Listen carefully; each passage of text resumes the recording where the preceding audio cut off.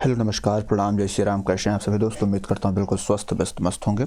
आप सभी के बीच में मैं निशांत हाजिर हूँ आरओ और यूपीपी 2023 के लिए कंप्लीट भारतीय राष्ट्रीय आंदोलन, जहाँ से अगर आप आरओ दे रहे हैं तो करीब 5 से 7 क्वेश्चन, और अगर आप यूपी पुलिस दे रहे हैं तो 2 से 3 क्वेश्चन आपको मिलने की संभावना है।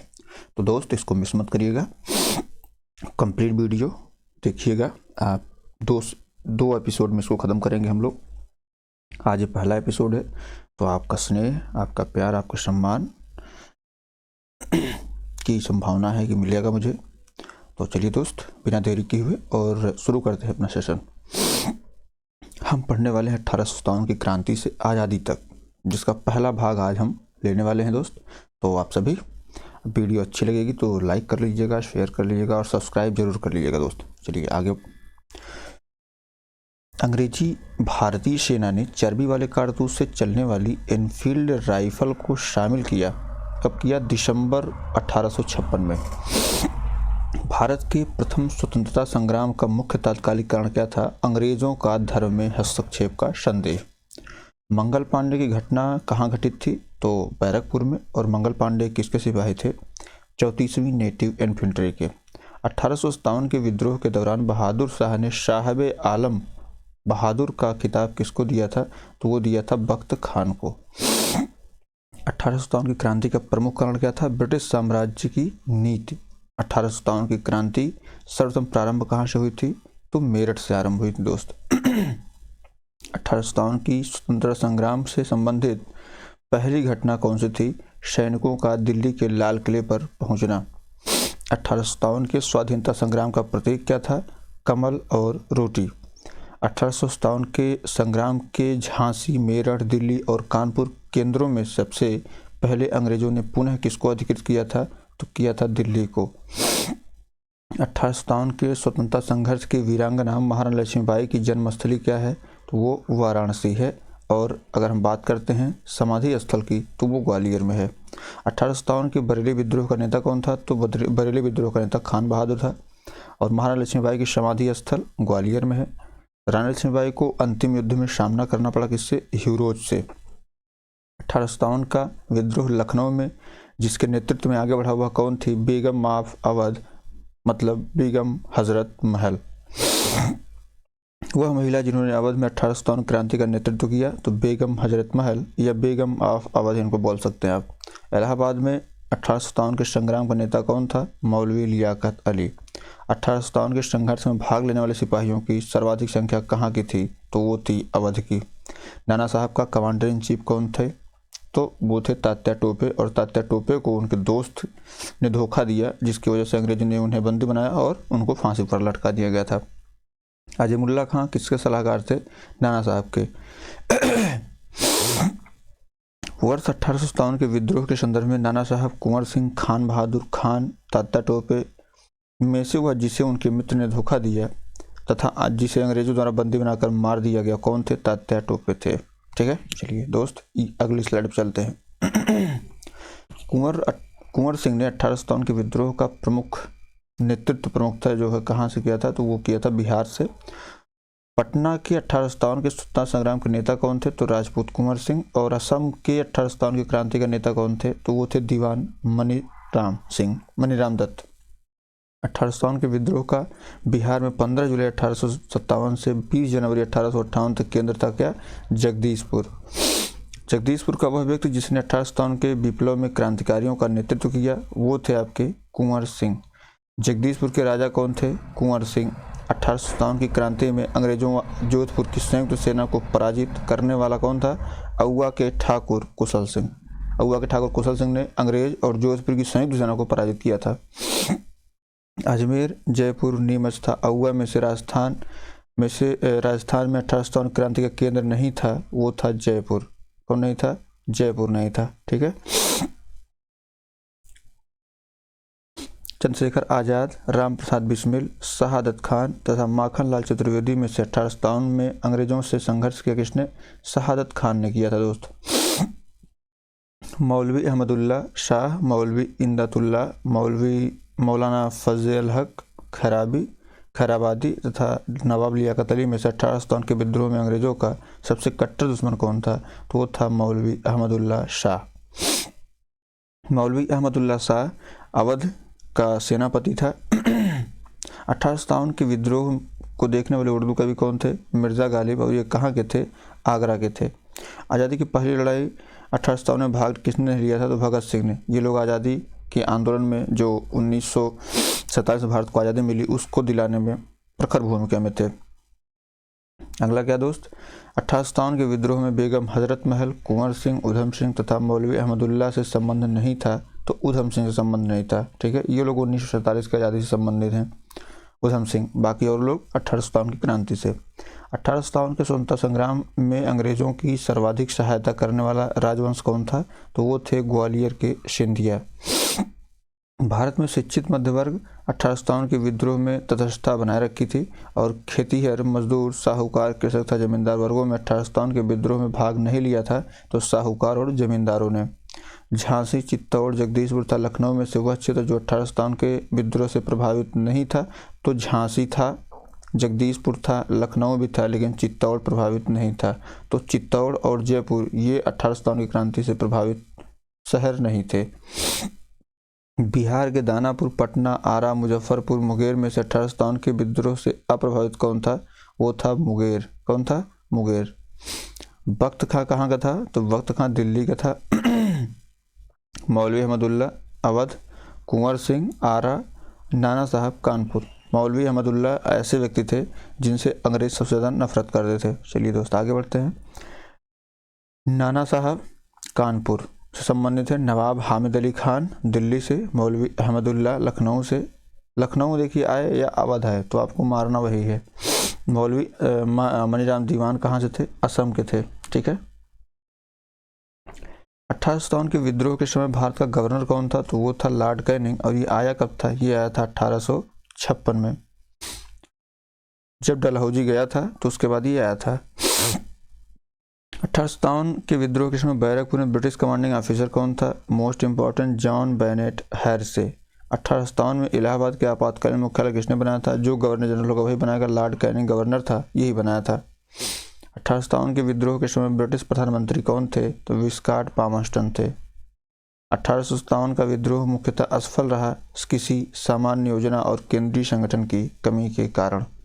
1857 का प्रथम स्वतंत्रता संग्राम असफल हुआ क्योंकि भारतीय सिपाही में उद्देश्य की एकता की कमी थी।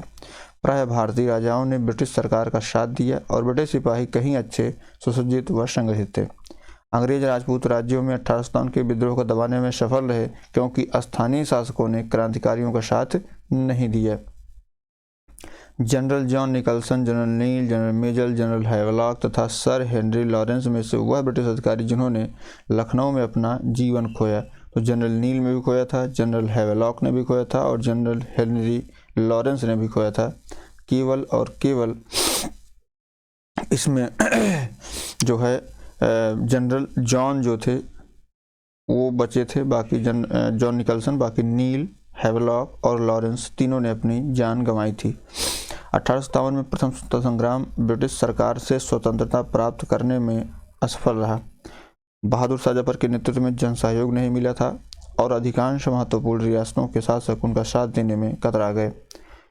कथन और कारण दोनों सत्य है और कारण कथन का सही स्पष्टीकरण है।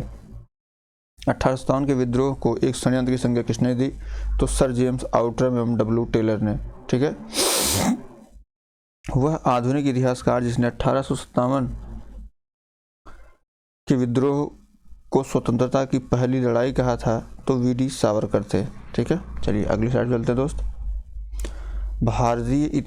भारतीय स्वाधीनता आंदोलन का ये सरकारी इतिहासकार कौन था, एस.एन. सेन।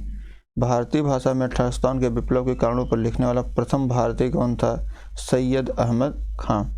तथाकथित प्रथम राष्ट्रीय आंदोलन या प्रथम राष्ट्रीय स्वतंत्रता संग्राम न तो प्रथम था, न राष्ट्रीय था और न ही स्वतंत्रता संग्राम था। यह कथन किसका है, तो ये आर.सी. मजूमदार का है। 1857 की क्रांति के बारे में सही अवधारणा क्या है, इसने भारत में ईस्ट इंडिया कंपनी की शासन प्रणाली को मृतप्राय बना दिया। इसी के बाद से जो ब्रिटेन की महारानी है वो शासन अपने हाथ में ले लेती हैं और ईस्ट इंडिया कंपनी बस व्यापार करते करने का इसको अधिकार प्राप्त हो जाता है। महारानी विक्टोरिया ने भारतीय प्रशासन को ब्रिटिश ताज के नियंत्रण में लेने घोषणा कब की? जब 1857 का विद्रोह समाप्त हुआ तो 1 नवंबर 1858 को इन्होंने यह घोषणा करी थी कि अब जो है जो ब्रिटिश भारतीय प्रशासन वो ब्रिटिश ताज के नियंत्रण में रहेगा। सम्राज्ञी विक्टोरिया ने 1858 की घोषणा में भारतीयों को बहुत सी चीज़ें दिए जाने का आश्वासन दिया था। वह आश्वासन जिसे ब्रिटिश शासन ने पूरा किया था तो रियासतों को हड़पने की नीति समाप्त कर दी गई, वही जो डलहौजी ने बनाई थी, डॉक्ट्रिन ऑफ लैप्स। महारानी विक्टोरिया की उद्घोषणा 1858 का उद्देश्य क्या था? भारतीय राज्यों को ब्रिटिश साम्राज्य में मिलाने की किसी भी विचार का परित्याग करना तथा भारतीय प्रशासन को ब्रिटिश क्राउन के अंतर्गत रखना। ठीक है दोस्त, चलिए ये हमारी 1857 क्रांति से इतने फैक्ट थे हमने आपको बताया। अब अगले साइड पर चलते हैं दोस्त, जहाँ पर हम अन्य जन आंदोलन के विषय में पढ़ने वाले हैं। 1857 के ठीक बाद बंगाल में सन्यासी विद्रोह, संथाल विद्रोह, नील उपद्रव, पावना विद्रोह में से किसका विप्लव हुआ था? मतलब इसके बाद कौन सा आंदोलन हुआ था? तो हुआ था नील उपद्रव। ठीक है, नील विद्रोह हुआ था। नील कृषकों की दुर्दशा पर लिखी गई पुस्तक कौन सी थी? तो नील दर्पण थी। और इसके लेखक कौन थे दोस्त? वो थे दीनबंधु मित्र। ठीक है, वंदे मातरम गीत किसने लिखा है? बंकिम चंद्र चटर्जी ने लिखा है। आनंद मठ उपन्यास की कथा वस्तु किस पर आधारित है? सन्यासी विद्रोह पर। ये आपको ध्यान देना है। अगर आपसे नील दर्पण पूछेगा तो वो नील कृषकों पर थी, और अगर आनंद मठ पूछेगा तो वो सन्यासी विद्रोह पर थी। वह विद्रोह जिसका उल्लेख बंकिम चंद्र चटर्जी ने अपने उपन्यास आनंद मठ में करके प्रसिद्ध किया वो था सन्यासी विद्रोह। मुंगेर के बरहिया ताल विद्रोह का विरोध का उद्देश्य क्या था? बाकास्त भूमि की वापसी की मांग। क्या? बाकास्त भूमि की वापसी की मांग जो है ये मुंगेर में बरहिया ताल विद्रोह का विरोध का उद्देश्य था। 19वीं शताब्दी के दौरान होने वाले बहावी आंदोलन का मुख्य केंद्र क्या था?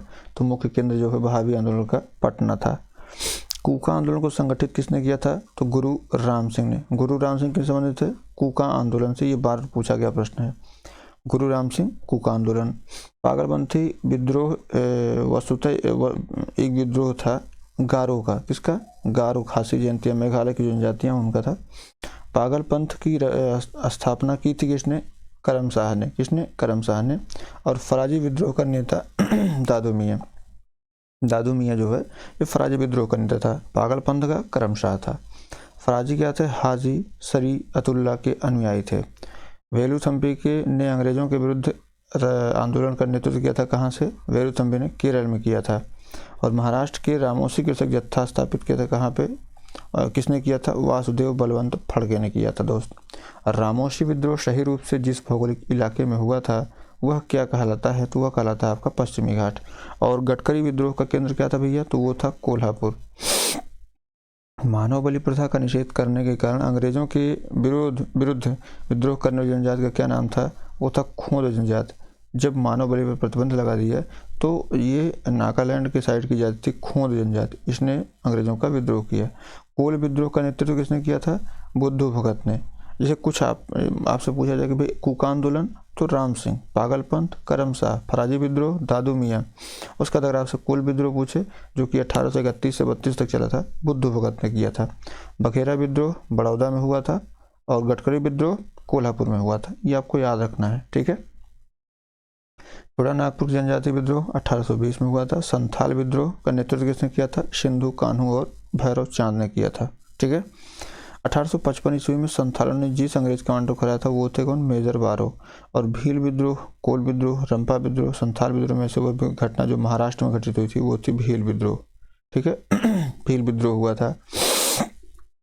अब एक बार पुनः हम लोग याद कर लेते हैं कि भाई कूका आंदोलन कौन किया था? नेतृत्व गुरु राम सिंह ने किया था। पागलपंथ का करम शाह ने किया था। फराजी विद्रोह का दादू मियाँ किए थे। ठीक है, जो रामोसी कृषक जत्था किसने बनाया था? तो वासुदेव बलवंत फड़के ने बनाया था। गडकरी विद्रोह केंद्र क्या था? कोल्हापुर था। रामोसी विद्रोह पश्चिमी घाट। उसके बाद मानव बलि के विरोध करने वाली जनजाति खोंद। कोल विद्रोह बुद्धू भगत। बघेरा विद्रोह बड़ौदा में हुआ था। छोटा नागपुर जनजाति विद्रोह 1820 में हुआ था। संथाल विद्रोह सिंधु कान्हा और मेजर बारो। चलिए दोस्त अगली साइड चलते हैं। क्या है? मेवाड़ बांगड़ के पास के क्षेत्रों के भीलों के सामाजिक सुधार के लिए लसोड़िया आंदोलन का नेतृत्व का सूत्रपात किसने किया था? गोविंद गिरी ने किया था। उलगुलन विद्रोह का नेतृत्व बिरसा मुंडा ने किया था। और मुंडा विद्रोह का नेता कौन था? बिरसा मुंडा। तो उलगुलन विद्रोह या बिरसा मुंडा के विद्रोह की बात करेंगे तो बिरसा मुंडा इसके नेतृत्व करता था। जिस आदिवासी नेता को जगत पिता धरती आबा कहा जाता है वह कौन थे? तो वो थे आपके बिरसा मुंडा। बिरसा मुंडा का कार्यक्षेत्र क्या था? रांची था। जनजातीय लोगों के संबंध में आदिवासी शब्द का प्रयोग किया था किसने? ठक्कर बापा ने। किसने? ठक्कर बापा ने। भारत में 19वीं शताब्दी के जनजातीय विद्रोह के लिए किसने साझा कारण मुहैया किया? तो जनजातीय समुदायों की प्राचीन भूमि संबंधी व्यवस्था का संपूर्ण विदारण, ये जनजातीय विद्रोह का मूल कारण था। हौज विद्रोह कब हुआ था? 1820 से 21 में। खैरवार आदिवासी आंदोलन 1874 में हुआ था। और संभलपुर के अनेक ब्रिटिश विद्रोहों का नेतृत्व किसने किया था? सुरेंद्र साई ने किया था। किसने? सुरेंद्र साई ने। नील विद्रोह, संथाल विद्रोह, दक्कन के दंगे तथा सिपाही विद्रोह का सही कालक्रम क्या है? अब जाहिर सी बात है, पहले संथाल विद्रोह हुआ था, उसका सिपाही विद्रोह हुआ था, उसके बाद नील विद्रोह हुआ और उसके बाद जो है दक्कन के विद्रोह या दक्कन के दंगे हुए। मोपला विद्रोह किस समय दोस्त? तो मोपला विद्रोह जो है ये केरल में हुआ था। और पावना विद्रोह पश्चिम बंगाल में हुआ था। एका विद्रोह अवध में हुआ था। और बिरसा मुंडा का विद्रोह बिहार में हुआ था। ठीक है, अभी वर्तमान में पूछा गया था झारखंड। 1921 का मोपला विद्रोह कहाँ हुआ था? तो केरल में हुआ था दोस्त। बैरकपुर की घटना कब हुई थी? बैरकपुर का विद्रोह नवंबर 1824 में। बरहामपुर का विद्रोह 1857 में। बरहामपुर जो 19वीं नेटिव इन्फेंट्री ने गोली चलाने से मना कर दिया था। संथाल विद्रोह 1855-56 में हुआ था। ठीक है, संथाल विद्रोह के बाद जो है ये सैनिक विद्रोह होता है। उसके बाद बेल्लोर विद्रोह 1806 में हुआ। कूका आंदोलन कहाँ संबंधित है? पंजाब से। कोली विद्रोह महाराष्ट्र से। चुआर विद्रोह पश्चिम बंगाल से। कुकी, देखिए कूका विद्रोह पंजाब, कुकी विद्रोह कहाँ से है? त्रिपुरा से है। ठीक है। अहोम विद्रोह गोधर कुंवर और ताना भगत जो है ये जतरा भगत। ठीक है, जो जतरा भगत आंदोलन से ताना भगत संबंधित हैं।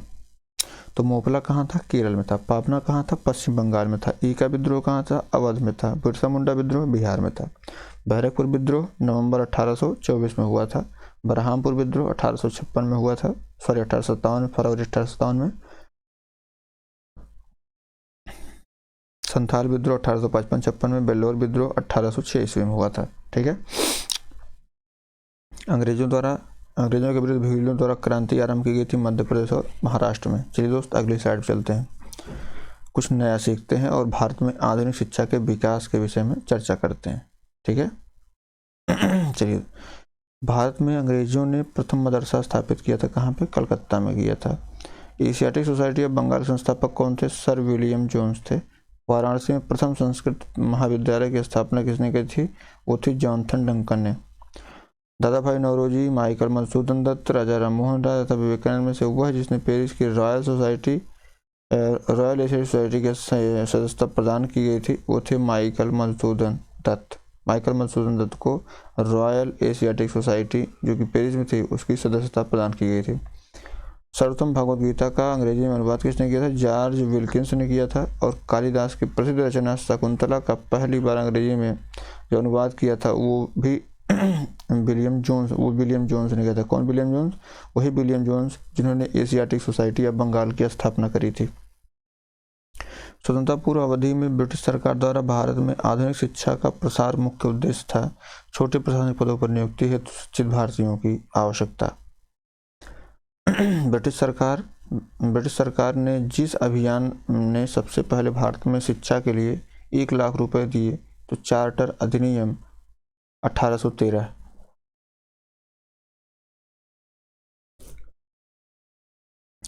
चार्ल्स वुड का आदेश पत्र किससे संबंधित था? शिक्षा से। हिंदी का पहला समाचार पत्र उत्तम मार्तंड 30 मई 1826 को प्रकाशित हुआ था कहाँ से? तो ये हुआ था कलकत्ता से। हंटर कमीशन की रिपोर्ट में विशेष जोर दिया गया था प्राथमिक शिक्षा के सुधार एवं विकास पर। नेशनल काउंसिल ऑफ एजुकेशन की स्थापना कब हुई थी? तो एनसीईटी की स्थापना जो है ये हुई थी 15 अगस्त 1906 को। कब? 15 अगस्त 1906 6 को हुई थी। सैडलर आयोग की संबंध शिक्षा से, जो कि उच्च शिक्षा से संबंधित था। शिक्षा में सुधार हेतु ब्रिटिश सरकार ने सैडलर विश्वविद्यालय आयोग नियुक्त किया था। कब? 1917 में। लॉर्ड मैकाले के संबंधित है अंग्रेजी शिक्षा से। भारत में औपनिवेशिक काल में अधोमुखी निस्यंदन का सिद्धांत किससे संबंधित है? तो अधोमुखी निस्यंदन का सिद्धांत जो है ये आपके शिक्षा से संबंधित है। और भारत की शैक्षणिक नीति की फिल्ट्रेशन थ्योरी के प्रतिपादक कौन थे? तो ये थे आपके लॉर्ड मैकाले। कौन थे? लॉर्ड मैकाले जो है वो फिल्ट्रेशन थ्योरी के प्रतिपादक थे। ठीक है दोस्त, चलिए आगे बढ़ते हैं। भारत में आधुनिक शिक्षा की प्रणाली की नींव कब पड़ी थी? 1835 में मैकाले के स्मरण पत्र से। ठीक है, चलिए दोस्त आगे बढ़ते हैं, अगली स्लाइड चलते हैं, शिक्षा के विषय में और कुछ जानते हैं। भारत में अंग्रेजी शिक्षा आरंभ की गई थी लॉर्ड विलियम कैवेंडिश बेंटिंक के शासनकाल में। ठीक है, लॉर्ड विलियम कैवेंडिश इसलिए हमने बोल दिया, कभी कभी इसका नाम पूछा जाता है। ठीक है,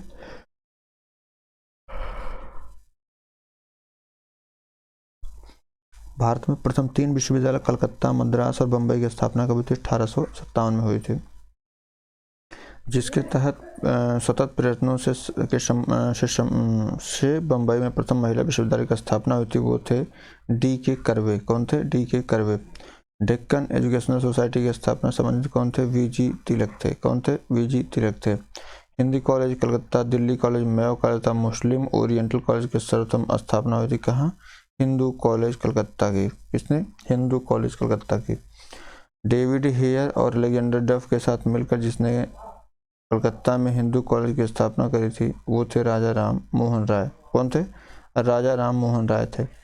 बाल गंगाधर तिलक, स्वामी विवेकानंद, महात्मा गांधी तथा मदन मोहन मालवीय में से भारतीय विश्वविद्यालयों में धार्मिक शिक्षा के लिए प्रबल रूप से वकालत किसने की थी? मदन मोहन मालवीय ने की थी। किसने? मदन मोहन मालवीय ने। और बनारस हिंदू विश्वविद्यालय का शिलान्यास किसने किया था? तो वो किया था लॉर्ड हार्डिंग। किसने किया था? लॉर्ड हार्डिंग ने किया था। अलीगढ़ मुस्लिम विश्वविद्यालय अलीगढ़, डॉक्टर भीमराव अम्बेडकर विश्वविद्यालय लखनऊ, बनारस विश्वविद्यालय वाराणसी तथा इलाहाबाद विश्वविद्यालय इलाहाबाद में से सर्वप्रथम केंद्रीय विश्वविद्यालय घोषित कौन हुआ था? वो हुआ था आपका बनारस हिंदू विश्वविद्यालय वाराणसी। ठीक है दोस्त, देखिए हमने इतना अध्ययन किया है, अब आप थोड़ा सा अपनी आंखें बंद करके 2 से 3 मिनट इस पर विचार करें और फिर हम अगली स्लाइड पर चलते हैं दोस्त। अब हम पढ़ेंगे दोस्त आधुनिक भारत में प्रेस का विकास। ठीक है, तो भारत का पहला समाचार पत्र बंगाल गजट था। Wellesley Hasting John Adams Dalhousie में से सर्वप्रथम प्रेस सेंसरशिप किसने लागू की थी? तो वेलेजली ने लागू की थी। ठीक है, 1878 का वर्नाकुलर प्रेस एक्ट रद्द किसके द्वारा किया गया था? लॉर्ड रिपन को। इसीलिए इसको प्रेस का मुक्तिदाता कभी कहा जाता है। वर्नाकुलर प्रेस एक्ट का प्रवर्तन किया किसने? लॉर्ड लिटन ने। लिटन ने किया था, रिपन ने जो है इसको खत्म किया था। ये आपको याद रखना दोस्त। ठीक है, उसके बाद वह गवर्नर जिसके समय भारतीय भाषा प्रेस अधिनियम समाप्त हुआ वो था लॉर्ड रिपन। ठीक है, पत्रकार के कर्तव्य का निर्वहन करते हुए जेल जाने वाले प्रथम भारतीय कौन थे? तो वो थे बाल गंगाधर तिलक। अमेरिका में फ्री हिंदुस्तान अखबार शुरू किसने किया था? तारकनाथ दास ने। और फारसी साप्ताहिक मिरातुल अखबार किससे संबंधित है? तो राजा राम मोहन राय। मोस्ट इंपॉर्टेंट प्रश्न है, इसको आप याद कर लीजिएगा। 1880 के दशक में इंडियन मिरर अखबार का प्रकाशन होता था कलकत्ता से, और गदर पत्र का प्रथम अंक प्रकाशित हुआ उर्दू भाषा में। गदर पार्टी का पत्र गदर कैसा था? एक साप्ताहिक पत्र था। गांधी जी द्वारा शुरू किए गए एक साप्ताहिक पत्र हरिजन का प्रथम अंक 11 फरवरी 1933 को प्रकाशित किया गया था। कहाँ से? पुणे, वर्तमान का जो पुणे है वहाँ से। मराठी पाक्षिक बहिष्कृत भारत आरंभ किसके द्वारा किया गया था? BR अम्बेडकर ने किया था। अल हिलाल, कॉमरेड, द इंडियन सोशियोलॉजिस्ट तथा जमींदार में से वह जर्नल जो अबुल कलाम आज़ाद द्वारा प्रकाशित किया गया अल हिलाल था। ठीक है, अल हिलाल ये आपको याद रखना है। ठीक है, मिरातुल अखबार राजा राम मोहन राय, अल हिलाल आपके अबुल कलाम आज़ाद। ठीक है, 1920 में लाहौर से लाला लाजपत राय द्वारा जिस उर्दू समाचार पत्र को प्रारंभ किया था वह कौन था? वंदे मातरम था। वंदे मातरम क्या है? उर्दू अखबार है और ये लाला लाजपत राय के द्वारा प्रकाशित किया गया था। आइए दोस्त समाचार पत्र संपादक कुछ मिलाते हैं।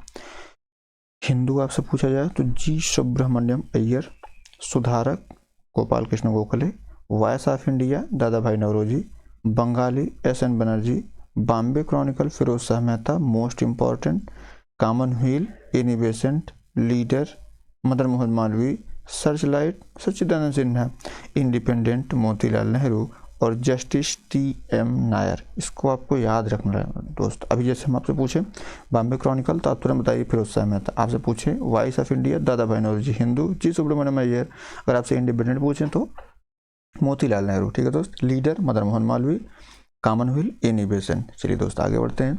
अमृत बाजार पत्रिका की स्थापना किसने की थी? शिशिर कुमार घोष ने की थी। लोकमान्य बाल गंगाधर तिलक ने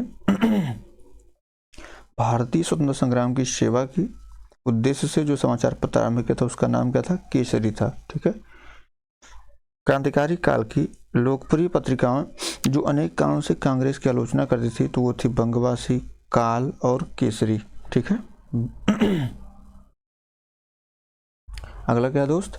वह समाचार पत्र जिसने भारतीय स्वतंत्रता संग्राम के काल में क्रांतिकारी आतंकवाद की वकालत की थी, संध्या, युगांतर तथा काल। ये आपको याद रखना है दोस्त। सोम प्रकाश नामक समाचार पत्र किसने प्रकाशित किया था? ईश्वर चंद्र विद्यासागर। ठीक है। New India, leader, young India था फ्री प्रेस जनरल अखबारों में से मुख्यतः उदारवादियों की नीतियों का प्रचारक कौन था? लीडर था। न्यू इंडिया और कॉमनवेल्थ ये जो है ये जो रचना है या ये जो पत्रिका जो निकाली थी ये निकाली थी एनी बेसेंट ने। ठीक है। द इंडियन ओपिनियन पत्र नहीं छापा जाता था किसमें? उर्दू में नहीं छपा, ये हिंदी और इंग्लिश में छपता था। इंडियन ओपिनियन पत्रिका के प्रथम संपादक कौन थे? मनसुख लाल नजर थे। और एक साप्ताहिक पत्र के रूप में यंग इंडिया का शुभारंभ किसके द्वारा किया गया था? होम रूल पार्टी के द्वारा। भारतीयों द्वारा अंग्रेजी भाषा में प्रकाशित प्रथम समाचार पत्र कौन था? तो वो था हिंदू पैट्रियट। और नील आंदोलन का जमकर समर्थन करने वाले हिंदू पैट्रियट के संपादक कौन थे? वो थे हरीशचंद्र मुखर्जी। ठीक है। अंग्रेज साप्ताहिक वंदे मातरम के साथ अपने को संबंधित किया किसने? अरविंद घोष ने।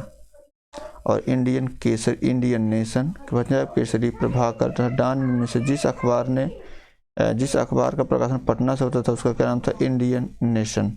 और स्वदेश वाहिनी के संपादक के रामकृष्ण पिल्लई थे। और अंग्रेजी पत्र इंडिपेंडेंट किससे जुड़ा था? मोतीलाल नेहरू से। ठीक है। आइए कुछ मिलाते हैं। जैसे भारत मित्र किसमें था? हिंदी में प्रकाशित किया गया था। राष्ट्रभक्त मराठी में, प्रजामित्र गुजराती में, नायक बंगाली में और वैदिक दैनिक आज जो है ये शिव प्रसाद गुप्त दैनिक आज, the leader Madan Mohan Malviya, the national Herald Jawaharlal Nehru और द पायनियर जॉर्ज एलन। ठीक है। कानपुर से प्रकाशित जिस समाचार पत्र के माध्यम से विजय सिंह पथिक ने बिजौलिया आंदोलन को समूचे भारत में चर्चा का विषय बना दिया वह था प्रताप। कौन था? प्रताप था। ठीक है। चलिए, हरिजन के प्रारंभकर्ता कौन थे? तो वो थे आपके महात्मा गांधी। कौन थे? हरिजन के प्रारंभकर्ता महात्मा गांधी थे। ठीक है। चलिए दोस्त आगे कुछ और पत्र पत्रिकाएं हैं सुमेलित करना है। जैसे अबुल कलाम आजाद समझने कौन है? Al Hilal, Firoz Shah Mehta, Bombay chronicle, Annie Besant, new India, Mahatma Gandhi, young India, new India, Annie Besant, young India, Mahatma Gandhi, Lokmanya Tilak, Kesari. ठीक है। नवजीवन किससे संबंधित है? महात्मा गांधी से। अच्छा हाँ, कौमी एकता पत्र का आरंभ किसने किया था? जवाहरलाल नेहरू ने।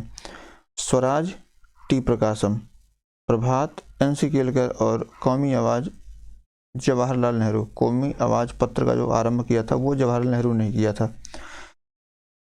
महात्मा Gandhi young India, Bal Gangadhar Tilak Kesari, Annie Besant commonwealth, B R. Ambedkar Mook Nayak, Annie Besant new India. ठीक है। न्यू इंडिया और कॉमनवेल्थ ये दोनों एनी बेसेंट। दादा भाई नौरोजी रोज गोफ्तार। और आगे चल के पढ़ते हैं। एनी बेसेंट द्वारा निकाले गए दो प्रमुख अखबार कौन थे? एक तो कॉमनवेल्थ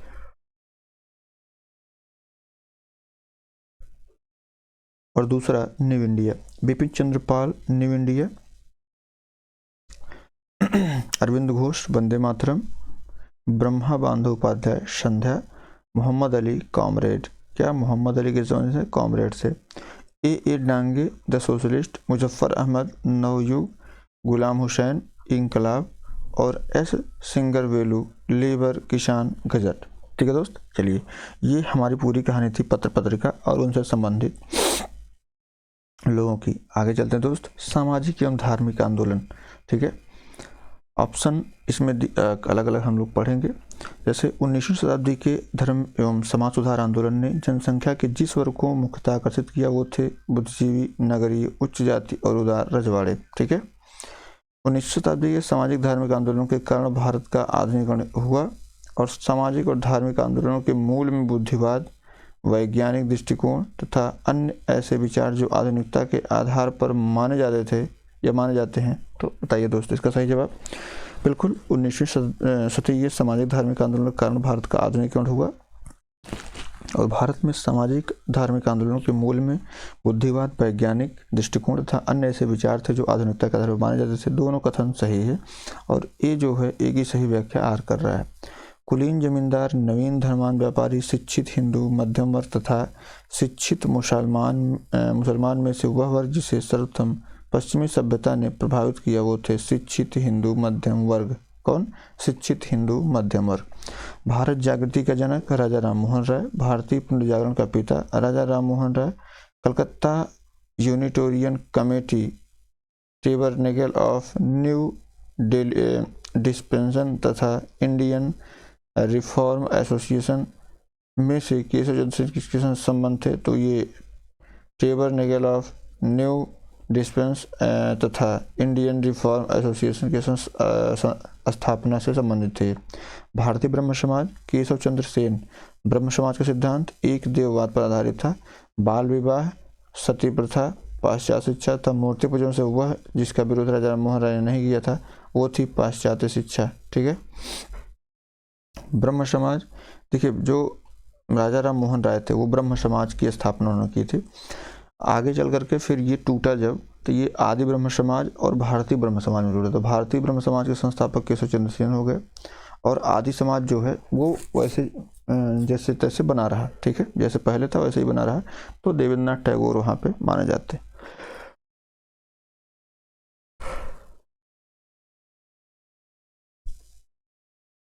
ब्रह्म समाज के बारे में सही कथन क्या है? इसने मूर्ति पूजा का विरोध किया। धार्मिक ग्रंथों की व्याख्या के लिए इसने पुरोहित वर्ग को अस्वीकार किया। 19वीं शताब्दी के उत्तरार्ध में नव हिंदूवाद, न्यू हिंदुइज्म की जो परिकल्पना किसने प्रस्तुत की थी वो थे स्वामी विवेकानंद। विवेकानंद ने शिकागो में आयोजित पार्लियामेंट ऑफ वर्ड्स रेजोल्यूशन में 1893 में भाग लिया था इन्होंने और यहीं से इन्होंने भाइयों बहनों से संबोधन किया था। प्रख्यात समाज सुधारक जिसने ज्ञान योग, कर्म योग, राजयोग नामक पुस्तकें लिखी वो थे स्वामी विवेकानंद। और रामकृष्ण मिशन की स्थापना स्वामी विवेकानंद ने करी थी और स्वामी विवेकानंद ने रामकृष्ण मिशन की स्थापना कब की थी? तो 1897 में। कब? 1897 में की थी दोस्त। ठीक है, चलिए। शारदा मणि कौन थी? तो रामकृष्ण परमहंस की पत्नी थी। दयानंद सरस्वती द्वारा स्थापित संगठन कौन था? वो था आर्य समाज। कौन था? आर्य समाज था। चलिए दोस्त आगे बढ़ते हैं। शुद्धि आंदोलन का समर्थन किसने किया था? आर्य समाज ने किया था दोस्त। और अच्छा शासन, सुशासन का स्थापना नहीं है कहा था किसने? स्वामी दयानंद ने। वह व्यक्ति जिसने सर्वप्रथम स्वराज शब्द का प्रयोग किया और हिंदी को राष्ट्रभाषा माना वो थे स्वामी दयानंद सरस्वती। कौन थे? स्वामी दयानंद सरस्वती जो है वो स्वराज शब्द का पहली बार प्रयोग किए थे और हिंदी को जो है सबसे सर्वश्रेष्ठ भाषा या ये कह सकते हैं कि भारत की राष्ट्रभाषा माने थे। ठीक है, तुलसीदास, राजा राम मोहन राय, स्वामी विवेकानंद था। दयानंद सरस्वती का सही कालक्रम क्या है? सबसे पहले तुलसीदास आएंगे, उसके बाद राजा राम मोहन राय आएंगे, उसके बाद दयानंद सरस्वती आएंगे और उसके बाद जो है स्वामी विवेकानंद आते हैं। महाराष्ट्र में प्रार्थना समाज की स्थापना की थी किसके द्वारा? वो हुई थी आत्माराम पांडुरंग के द्वारा। किसके द्वारा? आत्माराम पांडुरंग, इनके द्वारा जो है प्रार्थना समाज की स्थापना हुई थी। ठीक है, उसके बाद बात करें जब जैसे महाराष्ट्र में प्रार्थना समाज का मुख्य संचालक कौन था? तो MG रानाडे थे। देव समाज, ये बार बार पूछा जाता है छोटे मोटे एग्जाम में। देव समाज के संस्थापक कौन थे दोस्त? देव समाज के संस्थापक जो है शिव नारायण अग्निहोत्री थे। कौन थे दोस्त? शिव नारायण अग्निहोत्री थे। 1873 में सत्यशोधक समाज की स्थापना की किसने की थी? सत्यशोधक समाज की स्थापना किसने की थी? ज्योतिबा फुले ने। गुलामगिरी के लेखक कौन है? ज्योतिबा फुले। और पिछड़े वर्गों का उत्थान के कार्यक्रम का मुख्य कार्यक्रम किसका था? पिछड़े वर्गों के उत्थान का वो था सत्यशोधक समाज का। ठीक है, इसका सत्यशोधक समाज 1873 में राजा ज्योतिबा फुले ने इसकी स्थापना करी थी। सत्यशोधक समाज संगठित किया किसको? महाराष्ट्र में एक जाति विरोधी आंदोलन को। ठीक है। एक बंगाली नेता जिसने सामाजिक धार्मिक सुधारों का विरोध किया तथा रूढ़िवादिता का समर्थन किया, तो ये थे राधाकांत देव। कौन थे? राधाकांत देव जो है ये सामाजिक सुधारों का विरोध करते थे, रूढ़िवादियों का समर्थन करते थे।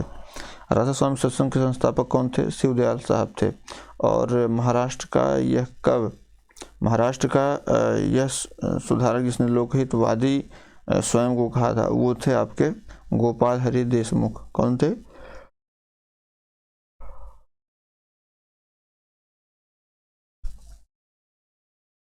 महाराष्ट्र में विधवा पुनर्विवाह हेतु अभियान का नेतृत्व किसने किया? विष्णु परशुराम पंडित ने किया था। भारतीय राष्ट्रीय आंदोलन के समय राष्ट्रीय सामाजिक सम्मेलन नेशनल सोशल कॉन्फ्रेंस का गठन किसके द्वारा किया था? और ये इसके गठन के लिए उत्तरदायी कारण क्या थे? तो भारतीय राष्ट्रीय कांग्रेस अपने कार्यकाल में सामाजिक सुधारों को नहीं रखना चाहती थी, इसलिए प्रस्तुत उद्देश्य के लिए अलग संगठन का सुझाव दिया गया था।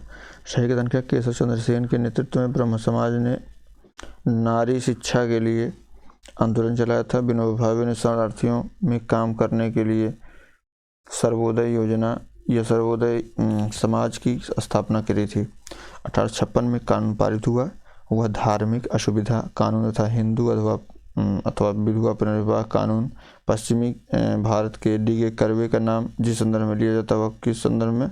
तो एक तो स्त्री शिक्षा के पुरजोर समर्थक थे और सबसे बड़ी बात विधवा पुनर्विवाह के संदर्भ में भी इनको याद किया जाता है। वह व्यक्ति जिसने विधवा पुनर्विवाह के लिए संघर्ष किया और उसे कानूनी रूप से वैध बनाने सफलता प्राप्त की, तो वो ईश्वर चंद्र विद्यासागर। कौन थे? ईश्वर चंद्र विद्यासागर ऐसे व्यक्ति थे जिन्होंने पुनर्विवाह के लिए संघर्ष किया और अंत में उसे कानूनी रूप से वैध बनाने में सफल भी रहे। चलिए दोस्त अगले साइड चलते हैं।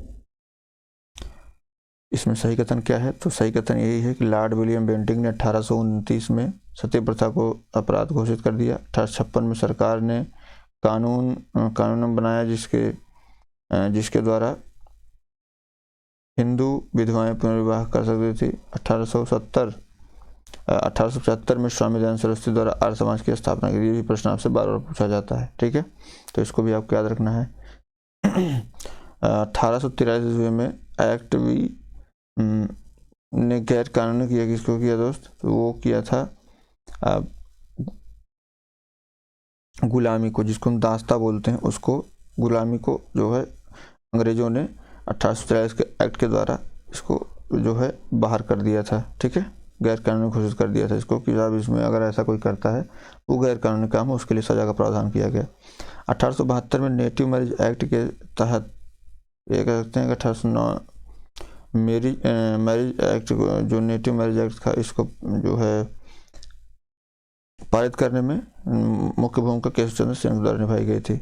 बाल विवाह प्रथा को नियंत्रित करने हेतु 1872 ईस्वी में सिविल मैरिज एक्ट के तहत लड़कियों को जो एज ऑफ कंसेंट है, ये कह सकते हैं कि न्यूनतम विवाह की उम्र जो है वो 14 वर्ष रखी गई थी। कितने वर्ष? 14 वर्ष। ऑप्शन इसमें ये 14 वर्ष सही है। ठीक है दोस्त, 14 वर्ष। 1853 में जन्मे ये पश्चिम भारत के पारसी थे और ये इंडियन मिरर 1841 इंडियन जो माफ़ करिएगा इसमें Indian Spectator the voice of India के संपादक थे, एक समाज सुधारक थे और सम्मति आयु अधिनियम कंसेंट जो एज के लिए कंसेंट देने की शादी के लिए 1891 में जो पारित हुआ था, इसके मुख्य संघर्षकर्ता थे तो वी.एम. मालाबारी।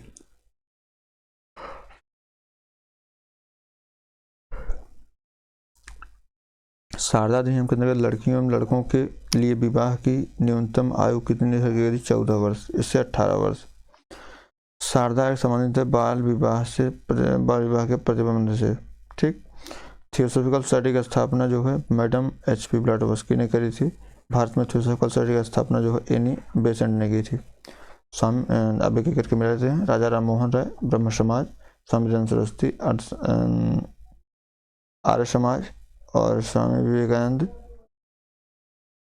रामकृष्ण मिशन, महादेव गोविंद रानडे, ये तो गोविंद बल्लभ पंत, ठीक।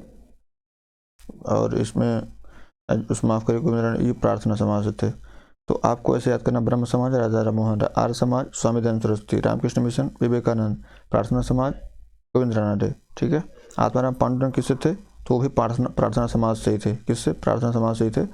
अब आगे बात करें इसमें, थियोसॉफिकल सोसाइटी की स्थापना एन ए बेसेंट, प्रार्थना समाज आत्माराम पांडुरंग, ठीक है। आत्मीय सभा, अगर आपसे प्रार्थना समाज पूछेगा दोस्त तो आपको दोनों नाम महादेव गोविंद रानडे और आत्माराम पांडुरंग दोनों याद रखना है। आत्मीय सभा राजा राम मोहन राय, भारतीय ब्रह्म समाज केशव चंद्र सेन और राधा स्वामी सत्संग तुलसीराम, ठीक है। ब्रह्म समाज कलकत्ता में स्थापित हुआ था 1828 में।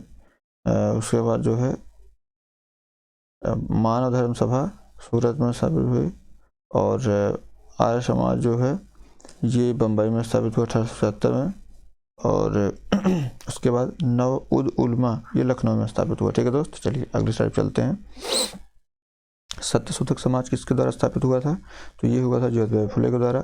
मोहम्मद एंग्लो इंडो ओरिएंटल ये सर सैयद अहमद खां और Tattvabodhini Sabha Debendranath Tagore. The servants of Indian society की स्थापना गोपाल कृष्ण गोखले किए थे, ठीक। The servant of India society की स्थापना गोपाल कृष्ण गोखले। उसके बाद बात कर लेते हैं इसे MC सीजलवाड़, BN राव, अल्लादी कृष्ण स्वामी अय्यर प्रख्यात सदस्य किसके? सर्वेंट ऑफ इंडिया सोसाइटी, किसके? सर्वेंट ऑफ इंडिया सोसाइटी के जो है वो सर्वाधिक सक्रिय सदस्य थे। सर्वेंट ऑफ इंडिया सोसाइटी की स्थापना राजा गोपाल कृष्ण गोखले कब किए थे? ये किए थे 1805 ईस्वी में, 1905 ईस्वी में, ठीक है। उसके बाद जो है बहुजन समाज के संस्थापक बहुजन समाज संस्थापक जो है वो मुकुंदराव पाटिल थे। कौन? मुकुंदराव पाटिल। और नडारों द्वारा मंदिरों में प्रवेश के अधिकार की मांग प्रस्तुत किया था प्रस्तुत करने के कारण जो 1899 में भयंकर दंगे हुए थे। कहाँ पे? तिरुनेवेली में। कहाँ पे? तिरुनेवेली में, ठीक है दोस्त। और यदि भगवान अस्पृश्यता को सहन करते हैं तो कभी भगवान नहीं मानूंगा उनको, ये किसने कहा था? बाल गंगाधर तिलक ने कहा था। किसने? बाल गंगाधर तिलक ने। उसके बाद राजा राम मोहन राय ने ये कहा था कि हिंदू धर्म का शुद्धतम रूप जो है वो उदारवादी है। और कृष्ण सेन ने कहा था कि यदि कहा कि ब्रह्मवाद को विश्व धर्म बनाना चाहिए। और दयानंद सरस्वती ने क्या कहा दोस्त? दयानंद सरस्वती ने कहा था हिंदू के धर्म की पहचान उसके कर्म से है। हिंदू, जिसे इन्होंने जो कहा था हिंदू धर्म की पहचान उसके कर्म से, अगर आप कर्म करेंगे तभी चीज़ें अच्छी होंगी, ठीक है। दयानंद सरस्वती ने हिंदू धर्म की पहचान वेदों में स्थापित धर्म से की। तो वेद में स्थापित धर्म से तात्पर्य जो था वो कर्म से था, ठीक है। रामकृष्ण परमहंस कौन थे? इस पर जोर दिया कि ईश्वर तक पहुंचने के कई मार्ग हो सकते हैं, भक्ति मार्ग हो सकते हैं, आप अच्छा काम करेंगे, मतलब इन्होंने कई मार्ग बताए थे। समाज सुधारक जो संस्कृत भाषा की प्रवणता के लिए जाने जाते हैं दयानंद सरस्वती।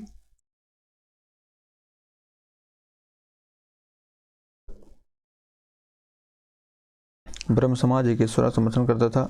आर्य समाज ने भी शिक्षा के विकास में योगदान दिया। रामकृष्ण मिशन की स्थापना स्वामी विवेकानंद ने की थी, ठीक है। उसके बाद भारत में नारी शक्ति आंदोलन जो भी पूछा जाए आपसे तो ज्योतिबा फुले की प्रेरणा से ही हुआ था, ठीक है। ब्रह्म समाज, रामकृष्ण मिशन, आर्य समाज में से समानता क्या थी? तीनों ही राजनीतिक उद्देश्यों के लिए नहीं बने थे, लेकिन इसमें जैसे देशभक्ति की भावना प्रचारित प्रसारित करने में सहायता करी थी, ठीक है दोस्त। तो ये कहानी आपकी पूरी थी। जितने भी अन्य आंदोलन हुए थे, ठीक है दोस्त। तो इतने पढ़ने के बाद आपको कुछ कॉन्फिडेंस आ गया होगा। तो और चलिए अब आगे बढ़ते हैं और अगली स्लाइड लेते हैं दोस्त, ठीक है। क्या है? कांग्रेस से पूर्व स्थापित संस्थाएं। आज हम यहाँ तक पढ़ेंगे स्थापित संस्थाएं तक, उसके जस्ट बाद कल से हम कांग्रेस की स्थापना पढ़ेंगे दोस्त, और उसके बाद जो है आगे डिस्कस करेंगे, ठीक है। चलिए, सबसे पहले जमींदारी एसोसिएशन की स्थापना हुई थी भारत में, प्रथम राजनीतिक संगठन 1938 में जमींदारी एसोसिएशन की स्थापना हुई थी। The Deccan association, the Indian association, the Madras Mahajan Sabha, the Poona सार्वजनिक सभा में, जिसने 1870 में हाउस ऑफ कॉमन्स में एक याचिका प्रस्तुत करते हुए ब्रिटिश संसद में भारत के प्रत्यक्ष प्रतिनिधित्व की मांग की थी, तो वो थी आपकी द पूना सार्वजनिक सभा ने, ठीक है दोस्त। इंडियन एसोसिएशन के स्थापक कौन है? एस.एन. बनर्जी। राष्ट्रीय कांग्रेस से पूर्व सबसे प्रमुख संस्था कौन थी? Indian association of Calcutta. कौन? इंडियन एसोसिएशन ऑफ कलकत्ता थे, ठीक है। सत्येंद्रनाथ टैगोर, सुरेंद्र बनर्जी, आर.सी. तथा सुभाष चंद्र बोस में से वह नेता जो ब्रिटिश सरकार द्वारा इंडियन सिविल सर्विस से बर्खास्त किए गए थे, वो थे सुरेंद्रनाथ बनर्जी। कौन थे? सुरेंद्रनाथ बनर्जी थे। सुरेंद्रनाथ बनर्जी द्वारा स्थापित उस संगठन का नाम बताइए जो जिसका 1886 में इंडियन नेशनल कांग्रेस में विलय हो गया, तो वो थी इंडियन नेशनल कॉन्फ्रेंस। क्या थी? Indian national conference. इन्हीं की बनाई हुई थी, सुरेंद्र बनर्जी की। राजनीतिक सुधारों को लेकर विरोध करने वाले पहले भारतीय कौन थे? वो थे सुरेंद्र बनर्जी। सही कालानुक्रम क्या है? तो सबसे पहले बॉम्बे एसोसिएशन बना, उसके बाद इंडियन लीग, उसके बाद इंडियन एसोसिएशन, और उसके बाद में अंत में मद्रास महाजन सभा बनी। मद्रास महाजन सभा की स्थापना जो है वो हुई थी 1818 ईस्वी में। कब हुई थी? 1818 ईस्वी में। और 1835 ईस्वी में बम्बई प्रेसिडेंसी की स्थापना किसने करी थी? फिरोज शाह मेहता ने की थी, ठीक है।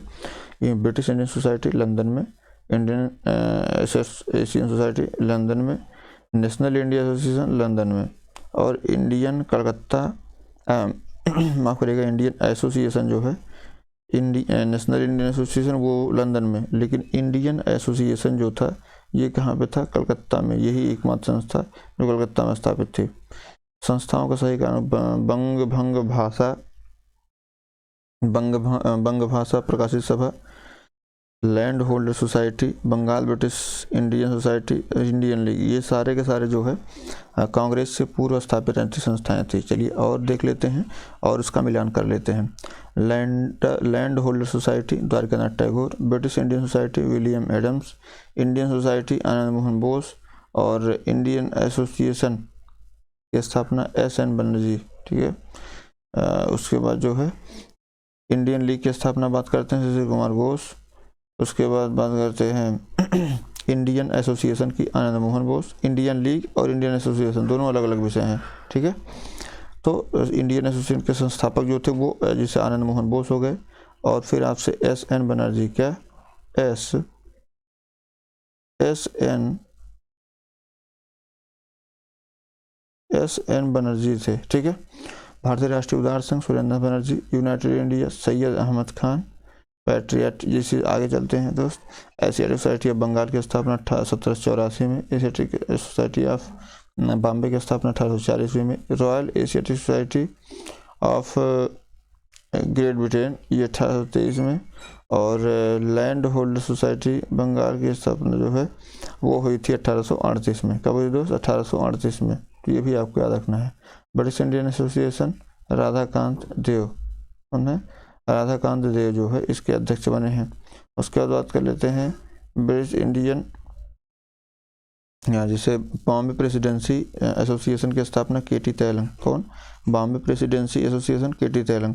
Central Mohammedan national association Syed Aamir Ali, और सर्वेंट ऑफ इंडिया सोसाइटी की स्थापना गोपाल कृष्ण गोखले ने की थी। किसने? गोपाल कृष्ण गोखले ने। तो चलिए दोस्त आज की क्लास यहीं तक। उम्मीद करता हूँ क्लास आपको पसंद आई होगी, और पसंद आई हो तो दोस्त इसको लाइक कर लीजिएगा, शेयर कर लीजिएगा, सब्सक्राइब कर लीजिएगा। हम लोग आज जो पढ़े हैं 1857 की क्रांति से लेकर के और अभी कांग्रेस से पूर्व स्थापित संस्थाओं तक पढ़े हैं।